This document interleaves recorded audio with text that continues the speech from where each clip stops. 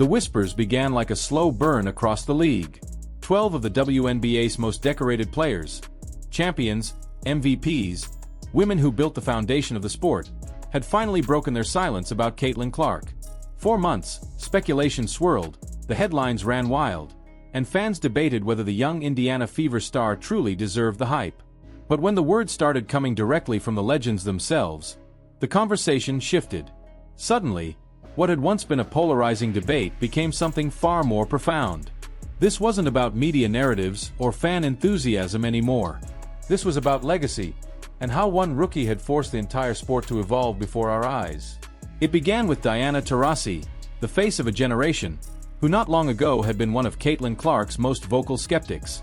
Her comments, cautious and seasoned, once carried a sharp edge of doubt, questioning whether the Iowa phenomenon could really survive the physicality and speed of the pros. Those words, however, aged faster than anyone could have predicted. Because reality has a way of dismantling doubt, and that reality arrived wearing number 22 in an Indiana Fever jersey. From her first WNBA tip-off, Caitlin Clark wasn't just good, she was a revelation. She didn't just win Rookie of the Year. She didn't just make the All-WNBA First Team as a rookie, a feat no one had achieved before her. She shattered 62 league records, rewrote the blueprint for what was possible, and did it all while dragging a struggling franchise into the national spotlight. And then came 2025. Even with injuries sidelining her for stretches of the season, her absence spoke louder than her presence ever could. Stadiums felt emptier. Energy dipped. The air itself seemed heavier without her on the floor. Because Caitlin Clark didn't just play basketball. She shifted the axis of it. She became the gravitational pull of an entire league. The first to publicly acknowledge it was Brianna Stewart, a 3-time champion, 2-time MVP, and one of the most respected voices in women's basketball. From the very beginning, Stewart saw what others hesitated to say. Just 1 month into Clark's rookie season, while others questioned her adaptability, Stewart praised her dominance. She spoke with admiration about Caitlin's competitive fire, her limitless range, her ability to find teammates in impossible situations. "She changes the geometry of the game," Stewart said, describing how defenders had to guard her from half court, a strategy unheard of in the women's game. Coming from someone who'd carried the mantle of the league herself, those words meant something. And now, even in Clark's second season as she fights through injury setbacks, Stewart continues to be her loudest supporter, insisting that the league's momentum depends on Caitlin's return. Then came Candace Parker, 2-time MVP, 2-time champion, and now a respected analyst whose voice carries weight far beyond the hardwood. Parker didn't just praise Caitlin. She analyzed her. She broke down her influence on live television, comparing her to Steph Curry, not just in range, but in effect. Parker said it plainly, Caitlin Clark hasn't just impacted women's basketball. She's impacted basketball, period. She pointed to sellout crowds, road arenas that morphed into hostile cauldrons of noise, and fans who came not just to cheer but to feel something. Parker said that every time Clark stepped into a gym, defenders had to guard her from the moment she crossed the threshold. It wasn't hyperbole. It was respect from one icon to another. But what truly turned heads was when Tina Charles, 2012 MVP, second all-time leading scorer in league history, joined the chorus. A player who's seen every era of the WNBA rise and fall, Charles didn't mince words. She called Caitlin Clark a generational privilege to witness. To her, Clark wasn't just playing great basketball. She was redefining what greatness looked like. Charles pointed to the new eyes on the league, the fresh energy in every arena, the way fans who'd never watched women's sports before were now glued to their screens. "This," Charles said, "is transformation." From someone who has lived the grind of every WNBA era, that validation hit different. But perhaps the most poignant moment in this entire story came from Caitlin's childhood hero, Maya Moore.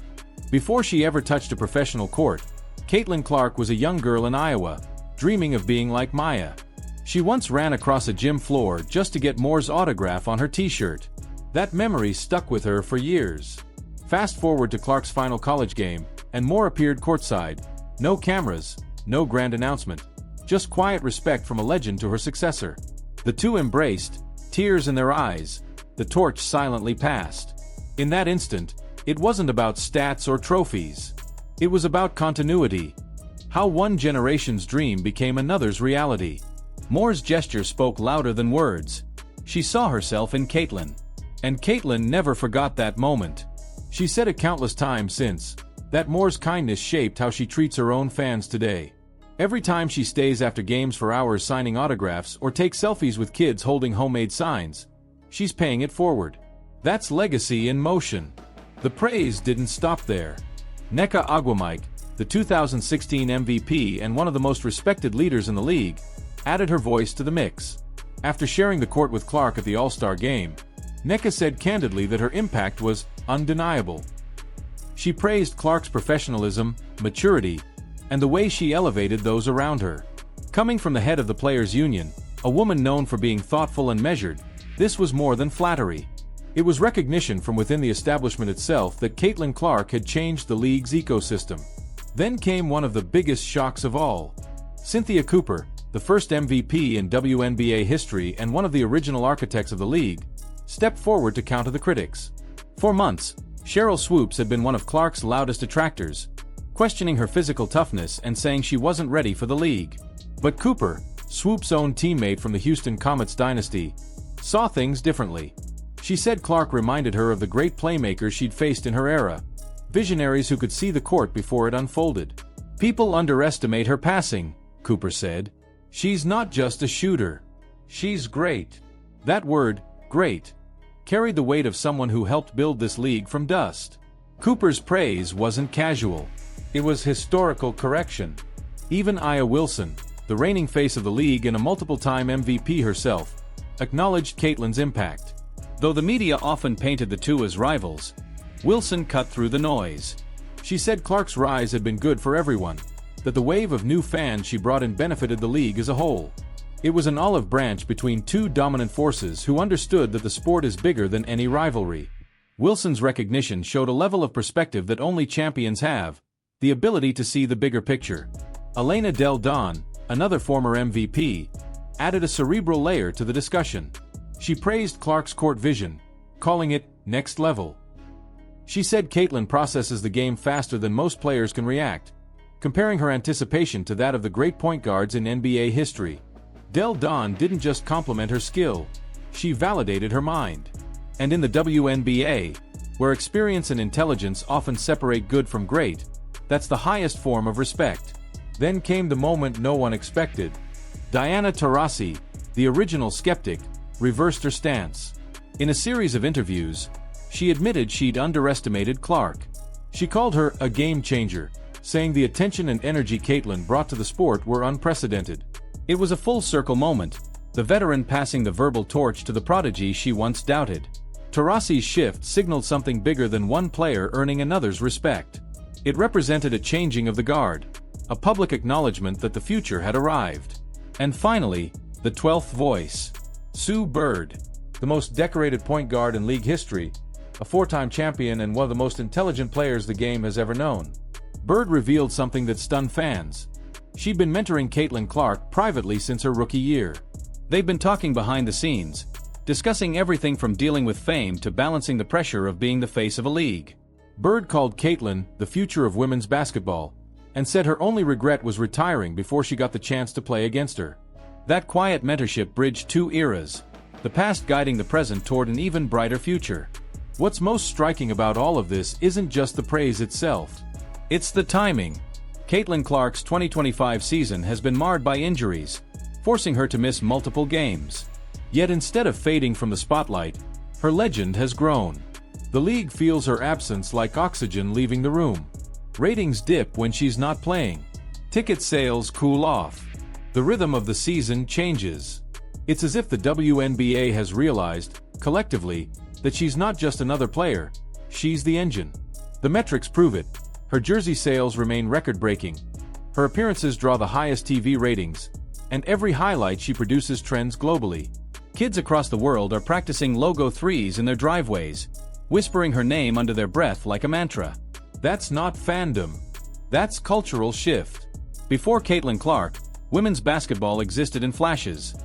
Moments of brilliance that too often faded from the mainstream. Now, it's appointment viewing. Now, every game she plays becomes an event. Now, every storyline, every rivalry, every tweet builds a mythology around her that the WNBA has been chasing for decades. And the most beautiful irony is that the legends who once built the sport are the same ones now acknowledging that she's carrying it to new heights. Their admiration isn't just professional.